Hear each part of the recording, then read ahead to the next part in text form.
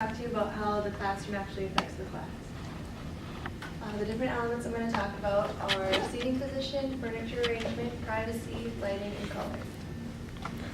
And actually where you choose to sit in the classroom can tell you a little bit, or the teacher a little bit about who you are. If you sit in the front, you tend to have a positive attitude toward learning. If you sit by friends, you're kind of more sensitive to criticism, and you like to have the comfort of being by people you know. And if you sit in the back, you tend to have a negative attitude toward learning, and you kind of have the feeling that you can manage life on your own and you don't need to have friends by you. And there's actually an area in the classroom called the action zone, and that is where students are more attentive, they're more on task, and they're actually more verbally active in the classroom. And this takes place in the front center of the classroom and the seats directly behind the center. And there was actually a seating questionnaire done, and questions were asked about where they sat in the classroom, their grade in the class, the GPA, and kind of what took place in the classroom. And it showed that the seats in the side of the class and in the far back actually had their grades drop, and they spent more time on unassigned activity. The next thing I'm going to talk about is a study done by Alan Black in 1985, and it's called Desk Arrangement Effects on Pupil Classroom Behavior. The study was on three different seating arrangements: circle, clusters, and your standard straight rows. He found that circles were best for in-class discussion.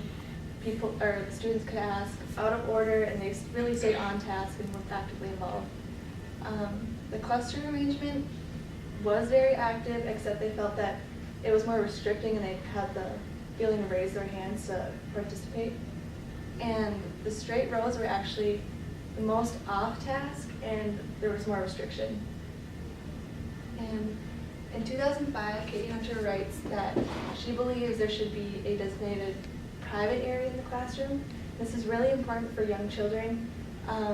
They can get tired, they get crabby or emotional, and it's really nice for them to be able to relax, like rest, nap a little bit, recoup, and come back to the class and have the child. This can also be beneficial for students who like to work individually, or if they like just a quiet environment to work in. All right, the next element I'm going to talk about is the effects of light, and it's mostly going along with daylight in the classroom. And the effects are vitamin D synthesis, and there are actually some light-drug interactions that take place, and it can control infantile jaundice, rickets, psoriasis, and leukemia. And it can also give you have fewer cavities, and there's better classroom attendance. There's less eye strain, and the studies showed that students who were in classroom that actually had daylight present actually grew faster than students without the daylight. The last element I'm going to talk about is color in the classroom. This is my personal favorite because I just love that color. I found that warm colors like reds, oranges, and yellows actually raise students' blood pressure and their muscle activity, and cool colors like the blues, greens, and purples actually decrease blood pressure and muscle activity.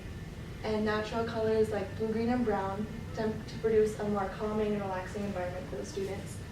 And I found that you kind of want to prefer more lighter natural colors and avoid walls full of bright, vibrant colors because it's really distracting.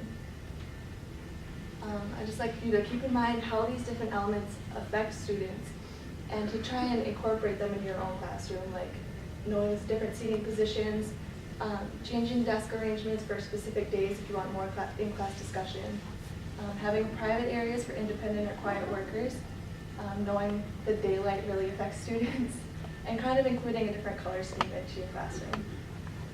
That's it.